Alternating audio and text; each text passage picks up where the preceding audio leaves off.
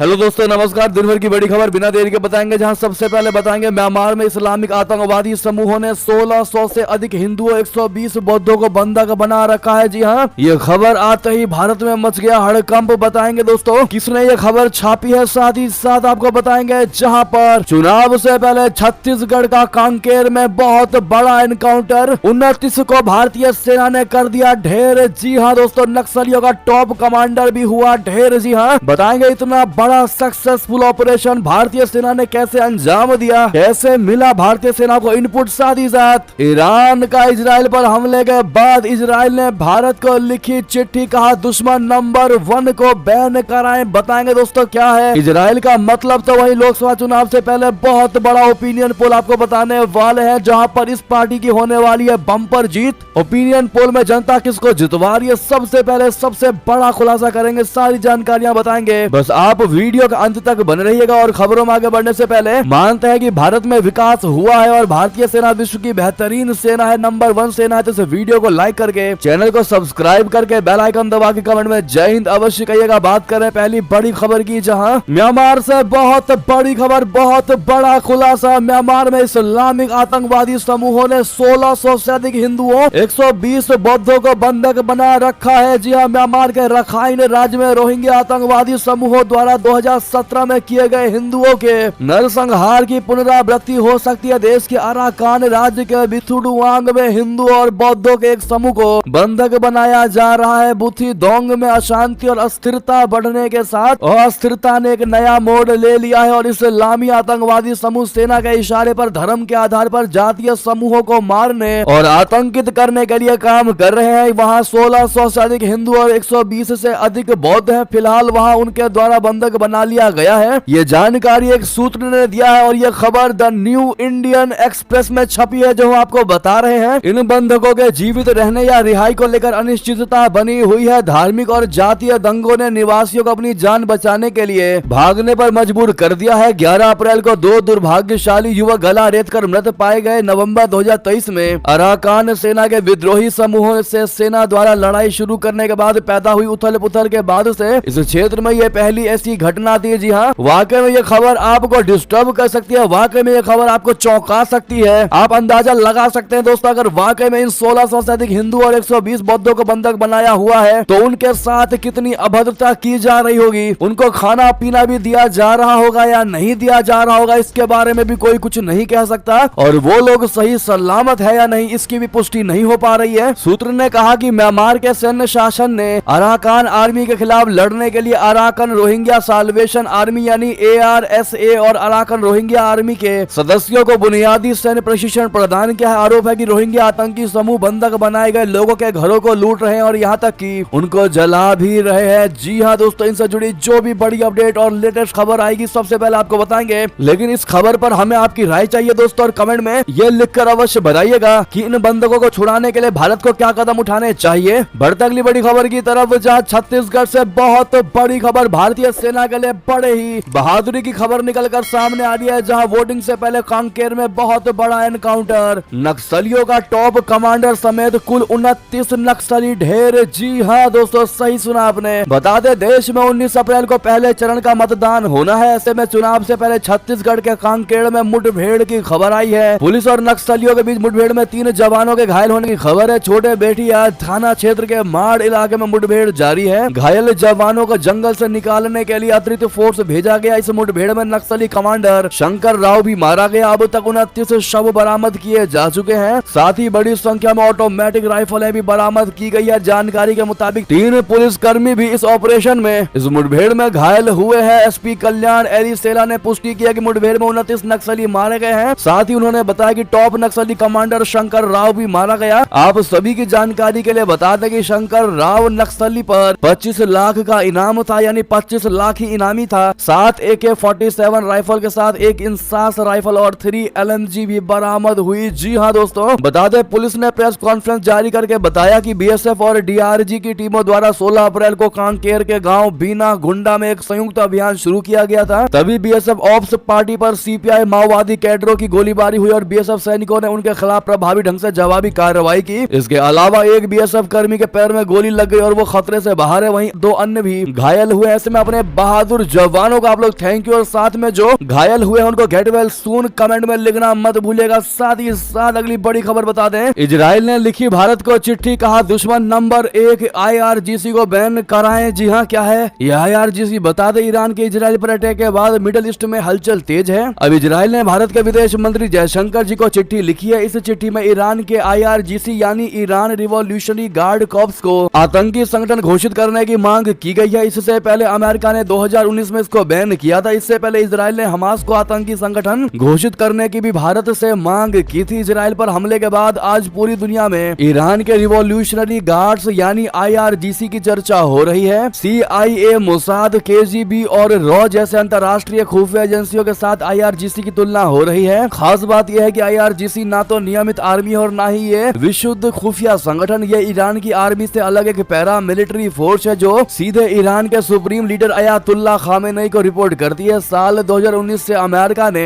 IRGC को आतंकी संगठन के तौर पर बैन कर रखा है। यूरोपीय यूनियन भी IRGC पर बैन लगाने की तैयारी में है। IRGC के पास अपनी ग्राउंड फोर्स, नेवी और एयर फोर्स मौजूद है। जी हाँ, इसी के लिए इस संगठन को बैन करवाने के लिए भारत के विदेश मंत्री जयशंकर जी को इजराइल ने चिट्ठी लिखी है और कहा है कि हमारा दुश्मन नंबर 1 IRGC को भारत बैन करे। लेकिन क्या लगता है दोस्तों आपको, क्या भारत इस पर एक्शन लेगा? क्या भारत IRGC ग्रुप को बैन करेगा, जबकि भारत को इन्होंने हार्म नहीं किया है अब तक? साथ ही साथ अगली खबर बता दे, भारत के राफेल लड़ाकू विमान का डर तो देखें कैसे काराकोरम में मिसाइली टेस्ट करने लगा चाइना। बता दे, लद्दाख में तनाव के बीच चीन लगातार अपनी सैन्य शक्ति में इजाफा कर रहा है। चीन ने हाल में ही भारतीय सीमा से सटे शिनजियांग में अपने एंटी एयरक्राफ्ट मिसाइलों के साथ लाइव फायर ड्रिल की है। इस दौरान चीन ने कई तरह के एयर डिफेंस और एंटी मिसाइल सिस्टम के साथ एक्सरसाइज किया, अभ्यास किया। चीन के सरकारी मीडिया ग्लोबल टाइम्स ने इस अभ्यास का एक वीडियो भी जारी किया है जिसमें एक मिसाइल को लॉन्च होते हुए दिखाया गया है। यह मिसाइल चीनी HQ-9 की तरह दिखाई दे रही है। हालांकि ग्लोबल टाइम्स ने अपनी रिपोर्ट में इसका नाम नहीं बताया है। माना यह जा रहा है कि चीन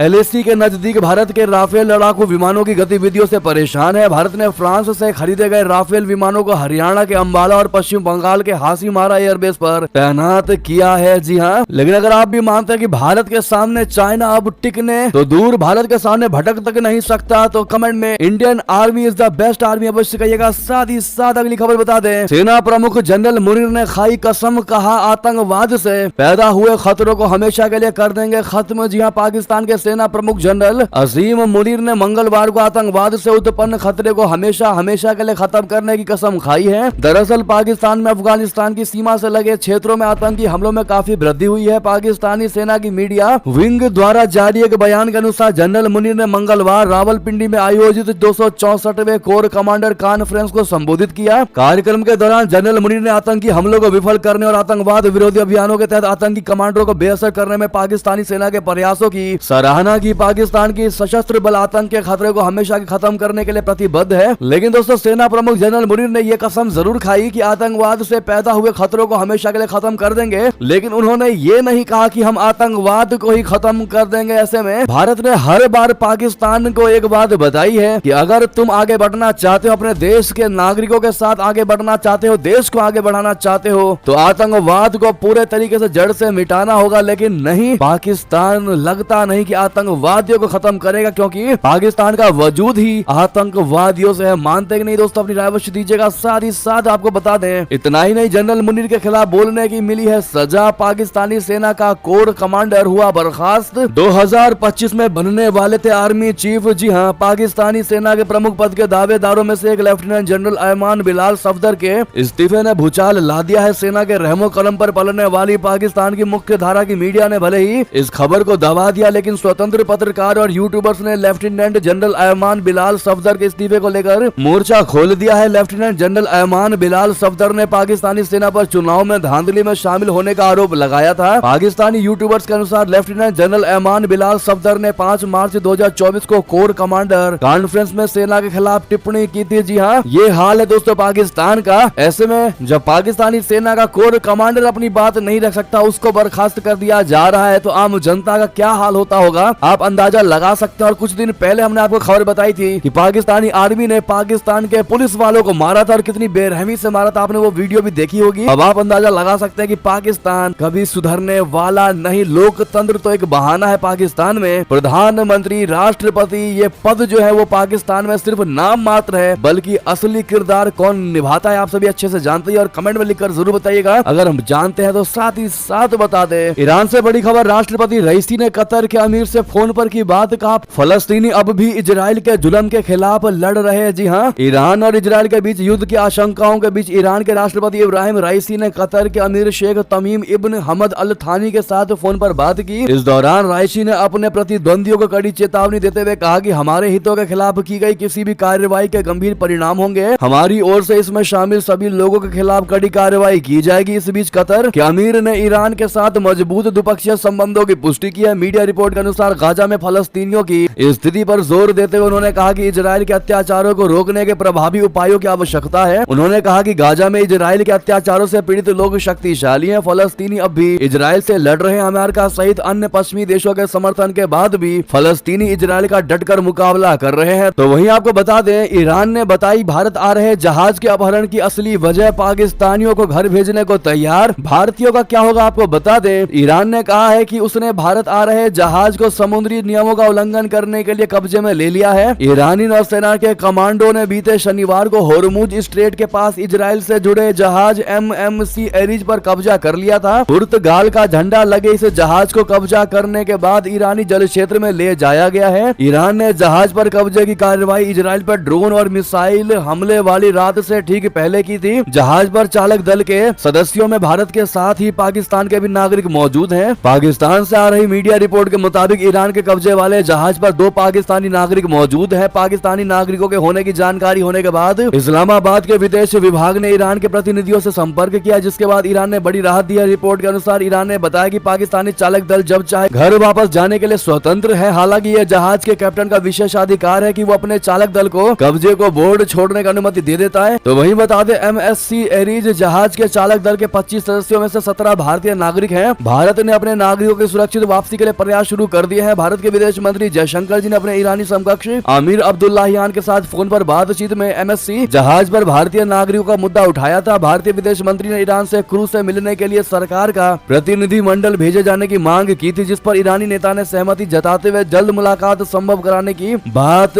कही थी। जी हाँ दोस्तों, साथ ही साथ बता दें, रशिया को लेकर भारत ने ऐसा क्या कर दिया जो खुश हो गया अमेरिका। भारतीय सेना की युद्ध तैयारी का हुआ मुरीद, कर दी जमकर तारीफ। जी हाँ, अमेरिकी रक्षा मंत्रालय पेंटागन के एक शीर्ष खुफिया अधिकारी ने संसद को बताया कि साल 2023 में भारत ने हिंद प्रशांत क्षेत्र में चीन की गतिविधियों का मुकाबला करने की अधिक इच्छा शक्ति प्रदर्शित की है। भारत ने अपनी सेना के आधुनिकीकरण और रशिया के उपकरणों पर निर्भरता कम करने के लिए कदम उठाए हैं। रक्षा खुफिया एजेंसी ने निदेशक लेफ्टिनेंट जनरल जेफरी क्रूस ने चाइना को लेकर रक्षा खुफिया पर संसद में एक सुनवाई के दौरान ये बात कही थी। क्रूस ने सदन की शस्त्र सेवा समिति और खुफिया उप समिति के सदस्यों को बताया कि पिछले वर्ष भारत ने G20 के आर्थिक शिखर सम्मेलन की मेजबानी करके खुद को एक वैश्विक अगुवा के रूप में प्रदर्शित किया और पूरे हिंद प्रशांत क्षेत्र में PRC यानी पीपुल्स रिपब्लिक ऑफ चाइना की गतिविधि का मुकाबला करने की इच्छा शक्ति प्रदर्शित की। ऐसे में आज भारत जो तरक्की कर रहा है दोस्तों, इसका सबसे बड़ा श्रेय आप किसको देना चाहेंगे, देखते हैं क्या कहती है भारत की जनता। साथ ही साथ अगली खबर बताते हैं, उमर अब्दुल्ला की गुलाम नबी आजाद को खुली चुनौती, कहा अगर मर्द है तो मेरे खिलाफ लड़े चुनाव। जी हाँ, नेशनल कॉन्फ्रेंस के उपाध्यक्ष उमर अब्दुल्ला ने गुलाम नबी आजाद को खुली चुनौती दी है। उन्होंने कहा कि कैमरे के पीछे छिपने की बजाय वो मेरे खिलाफ लोकसभा चुनाव लड़े। बता दें कि उमर अब्दुल्ला उत्तरी कश्मीर के बारामूला से लोकसभा चुनाव लड़ रहे हैं। उमर अब्दुल्ला ने कहा कि मैं गुलाम नबी आजाद को चुनौती देता हूं कि वो मेरे खिलाफ अपनी ताकत आजमाए। कैमरे के पीछे से बयान देना आसान है, अगर वो मर्द है तो मेरे खिलाफ लड़े, मैं देखूंगा कि उन्हें कितने वोट मिलते हैं। मैं इंडिया गठबंधन की मदद कर रहा हूं, मुझे इतनी मदद करने की जरूरत नहीं पड़ती। अगर यहाँ गुलाम नबी आजाद भाजपा की मदद करने के लिए नहीं निकले होते, ये वही भाजपा है जिसने जम्मू कश्मीर को तहस नहस करने में कोई कसर बाकी नहीं रखी। भाजपा ने मुसलमानों के तहत जो रवैया अपनाया है वो हम भूल नहीं सकते। भाजपा ने गाजा में कत्लेआम को रोकने की कोई कोशिश नहीं की, इसके लिए कोई कदम नहीं उठाया। सिविल कोर्ट के मामले में लोगों को जेल भेजने की कोशिश कर रहे हैं, यानी कि जमकर भाजपा पर आग बबूला होते दिखाई दिए उमर अब्दुल्ला और गुलाम नबी आजाद को भारतीय जनता पार्टी का संयोजक बता दिया। जी हाँ दोस्तों, उमर ने कहा कि हमने आजाद के खिलाफ तब तक कुछ नहीं कहा जब तक वो कांग्रेस छोड़ने के बाद फारूक अब्दुल्ला के बारे में बयान नहीं देने लगे। हमने उन्हें अपना मित्र माना था, लेकिन वो भाजपा के मित्र निकले। आजाद साहब की मजबूरी है कि वो नेशनल कॉन्फ्रेंस को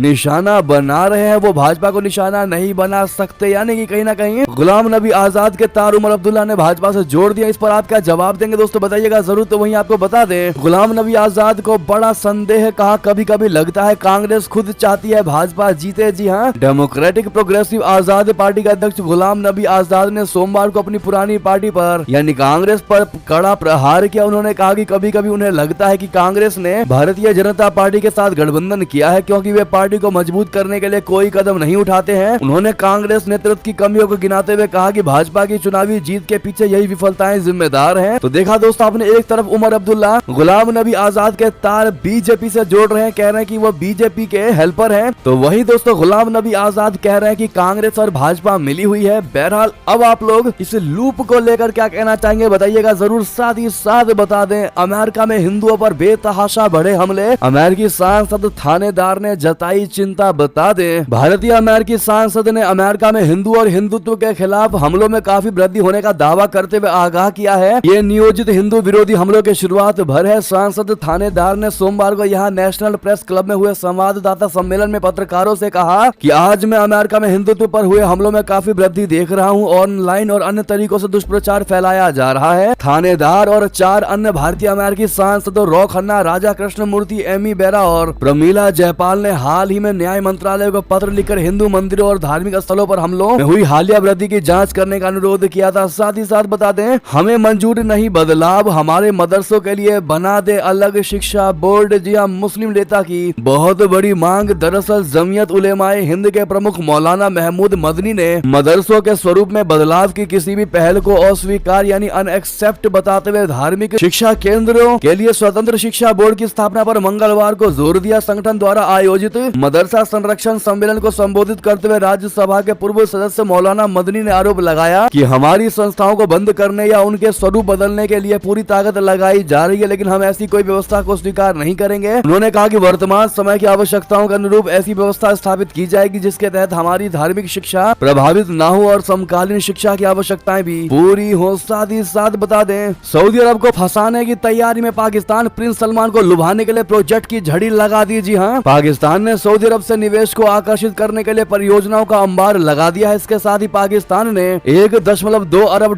के निवेश के बदले सऊदी अरब के साथ इक्विटी साझेदारी के लिए डायमर बादशाह बांध परियोजना को आगे बढ़ाने का फैसला किया है। दोनों देश जल्द ही $5 अरब के निवेश पैकेज को अंतिम रूप देने के लिए चर्चा शुरू करने के लिए तैयार है। डायमर बादशाह परियोजना में निवेश के लिए सऊदी अधिकारियों को 2 विकल्प दिए जाएंगे। इन चर्चाओं में शामिल अधिकारियों के मुताबिक पहला विकल्प निश्चित रिटर्न के बदले एक निश्चित अवधि के लिए $1.2 अरब का निवेश होगा। जी हाँ, तो वही आपको बता दें, भारत ने करवाई डॉन सरफराज की हत्या। पाकिस्तान ने ये कहते हुए फिर उठाई भारत पर उंगली। जी हाँ दोस्तों, पाकिस्तान में आतंकवादी मारे जाए और पाकिस्तान भारत पर आरोप न मढ़े, ऐसा तो हो ही नहीं सकता। एक बार फिर पाकिस्तान उंगली उठाते हुए अंडरवर्ल्ड डॉन अमीर सरफराज की मौत में भारत का हाथ बताया है। नकवी ने कहा है कि पिछले दिनों हुई हत्याओं में भी भारत सीधे तौर पर शामिल था और ये हत्या भी उसी पैटर्न पर की गई है। दोस्तों, सोमवार को लाहौर में मीडिया से बात करते हुए पाकिस्तान के गृह मंत्री मोहसिन नकवी ने कहा कि पाकिस्तान में पिछले दिनों में हुई कई हत्याओं में भारत के शामिल होने की आशंका है। हालांकि पुलिस अभी इस मामले में जांच कर रही है, इसलिए अभी कुछ भी कहना जल्दबाजी होगा। साथ ही साथ आप क्या जवाब देंगे दोस्तों इन पाकिस्तानियों को, पाकिस्तान को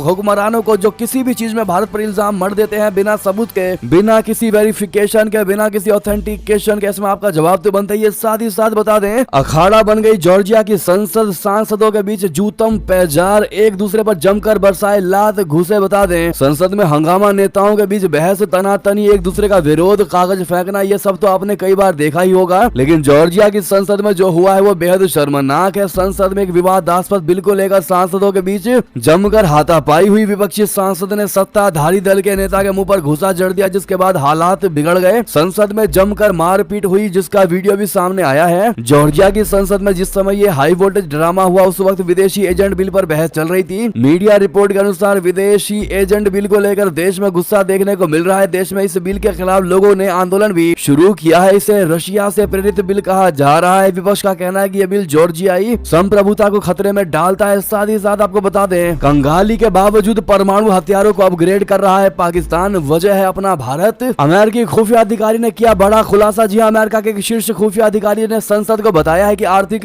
उथल पुथल के बावजूद पाकिस्तान ने पिछले साल अपने परमाणु आधुनिकीकरण के प्रयासों को जारी रखा और भारत के साथ उसके विवादास्पद संबंध उसकी रक्षा नीति को आगे बढ़ा रहे हैं। सोमवार को चीन के संबंध में हुई बैठक के दौरान रक्षा खुफिया एजेंसी ने के निदेशक लेफ्टिनेंट जनरल जेफरी क्रूस ने यह टिप्पणियां की। क्रूस ने सांसदों को बताया कि पाकिस्तान ने कश्मीर को लेकर भारत के साथ अपने विवाद सुलझाने के लिए संयुक्त राष्ट्र सुरक्षा परिषद और विभिन्न देशों से समर्थन मांगा है। उन्होंने कहा कि पाकिस्तान और भारत के बीच नियंत्रण रेखा पर फरवरी 2021 से एक असहज युद्ध विराम कायम है। उन्होंने कहा कि पाकिस्तान ने आर्थिक उथल पुथल के बावजूद अपने परमाणु आधुनिकीकरण प्रयासों को जारी रखा है। पिछले साल पाकिस्तानी सुरक्षा बलों और नागरिकों के खिलाफ आतंकवादी हिंसा में भी वृद्धि हुई। तो वहीं आपको बता दें, एनडीए या इंडिया गठबंधन ओपिनियन पोल के नतीजों ने किसकी बढ़ा दी टेंशन, आखिर कौन कहां आगे, आपको बता दें बड़ी खबर, बड़ी ओपिनियन पोल। जी हां, 2024 के चुनावी रण का आगाज हो चुका है। 19 अप्रैल बोले तो परसों को पहले चरण की वोटिंग शुरू होगी, जब मतदाता अपने मताधिकार का इस्तेमाल करने के लिए घर से निकलेंगे। कुल फेज में चुनाव होने हैं। 7 फेज में 4 जून को काउंटिंग और रिजल्ट का दिन है, जब पूरे देश की जनता का फैसला सबके सामने आ जाएगा। हालांकि पहले फेज की वोटिंग से पहले एबीपी सी वोटर ने ओपिनियन पोल किया। इसमें चुनाव से ठीक पहले देश का मूड जानने की कोशिश की गई, खासतौर पर जिस तरह से बीजेपी ने एनडीए गठबंधन के लिए लगातार 400 पार का नारा बुलंद किया है, उसको लेकर लोगों में खासी दिलचस्पी है। हर कोई ये जानना चाहता है कि क्या केंद्र की सत्ताधारी पार्टी अपना टारगेट पूरा करने में सफल हो रही है। ताजा सर्वे में ऐसा होता नजर नहीं आ रहा है। बीजेपी के नेतृत्व वाला एनडीए गठबंधन 400 के करीब तो पहुंचता दिखाई दे रहा है, लेकिन टारगेट से कम ही है। दोस्तों, ताजा सर्वे में 370 के पार एनडीए पहुंचता नजर आ रहा है। देश की 543 लोकसभा सीटों पर एबीपी न्यूज के लिए सी वोटर ने ओपिनियन पोल किया। इसमें एनडीए के खाते से 373 सीटें जाती दिखाई दे रही है। वहीं कांग्रेस के नेतृत्व वाले इंडिया अलायंस का आंकड़ा 155 सीट पर ही अटकता नजर आ रहा है। अन्य को 15 सीट मिलती नजर आ रही है। वोट परसेंट की बात करें तो एबीपी सी वोटर के ओपिनियन पोल में एनडीए को 47% वोट मिलते नजर आ रहे हैं, तो वहीं इंडिया गठबंधन को करीब 40% वोट हासिल करता दिखाई दे रहा है। भारत में अन्य को 13% मत मिलने के आसार है। जी हाँ दोस्तों, साथ ही साथ बता दें, रामनवमी पर बेंगलुरु में नहीं बिकेगा मीट, तो हैदराबाद में जुलूस के बीच पटाखे फोड़ने पर रोक। जी हाँ, अयोध्या में ऐसी होगी व्यवस्था। दरअसल रामनवमी पर इस बार कर्नाटक के बेंगलुरु में मांस की बिक्री नहीं हो रही होगी। बृहत बेंगलुरु महानगर पालिका यानी बीबीएमपी ने वहां बुधवार 17 अप्रैल को मीट बेचने पर प्रतिबंध लगा दिया है। राज्य सरकार के पशुपालन विभाग के संयुक्त निदेशक की ओर से बताया गया है कि इस दौरान शहर में मीट की सेल पर संपूर्ण बैन रहेगा। अगर आप भी मानते बहुत अच्छा फैसला लिया गया है तो कमेंट में राम नवमी के अवसर पर जय श्री राम कमेंट में जरूर कहिएगा। साथ ही साथ हमें जेल भेजना है तो भेज दो, पर 200 पार नहीं कर पाएगी बीजेपी। जी हाँ, इंडिया अलायंस पर ममता बनर्जी को क्यों है भरोसा, बीजेपी पर क्यों भड़की, बता दें। पश्चिम बंगाल की मुख्यमंत्री ममता बनर्जी एक बार फिर मोदी सरकार पर हमला बोला। एक टीवी चैनल को दिए एक विस्फोटक इंटरव्यू में ममता बनर्जी ने राज्यों के मुख्यमंत्रियों पर केंद्रीय जांच एजेंसियों ईडी और सीबीआई की कार्रवाई को लेकर मोदी सरकार पर निशाना साधा है। टीवी 9 बांग्ला को दिए एक्सक्लूसिव इंटरव्यू में ममता बनर्जी ने सदे हुए लहजे में कहा, यदि वे मुझे भी जेल भेजते हैं तो मैं इसके लिए तैयार हूँ। उल्लेखनीय है कि ममता बनर्जी ने हाल ही में कई बैठकों में संदेह जताया कि बीजेपी 200 का आंकड़ा भी पार नहीं कर पाएगी। उस संदर्भ में मुख्यमंत्री ने इंटरव्यू में कहा कि पिछली बार उन्हें सबसे ज्यादा 303 मिले थे। एक बार भारत में कांग्रेस को 400 मिले, तब इंदिरा गांधी की मृत्यु हुई थी। राजीव गांधी स्वयं जानते थे बंगाल में कांग्रेस को 16 सीटें मिली। उस समय लोगों की इच्छा और विद्रोह दोनों मतपेटिका में झलका। बहरहाल दोस्तों, क्या लगता है आपको, ममता बनर्जी को क्या बीजेपी जवाब दे पाएगी 400 पार करके? साथ ही साथ अगली खबर बता दें, बंगाल में राम नवमी पर क्यों भिड़ी बीजेपी, टीएमसी पीएम मोदी ने भी उठा लिया मुद्दा। इनसाइड स्टोरी आपको बताते हैं। लोकसभा चुनाव को लेकर पश्चिम बंगाल में सियासी पारा चढ़ा हुआ है। सत्ताधारी टीएमसी की ओर से सूबे की सीएम ममता बनर्जी जमकर प्रचार अभियान में जुटी है, तो उधर बीजेपी भी कोई कोर कसर छोड़ने के मूड में नहीं है। यही वजह है कि खुद प्रधानमंत्री नरेंद्र मोदी ने खुद मोर्चा संभाल रखा है। पीएम मोदी ने मंगलवार को रैली के दौरान पश्चिम बंगाल में सत्तारूढ़ तृणमूल कांग्रेस पर रामनवमी समारोह को रोकने की साजिश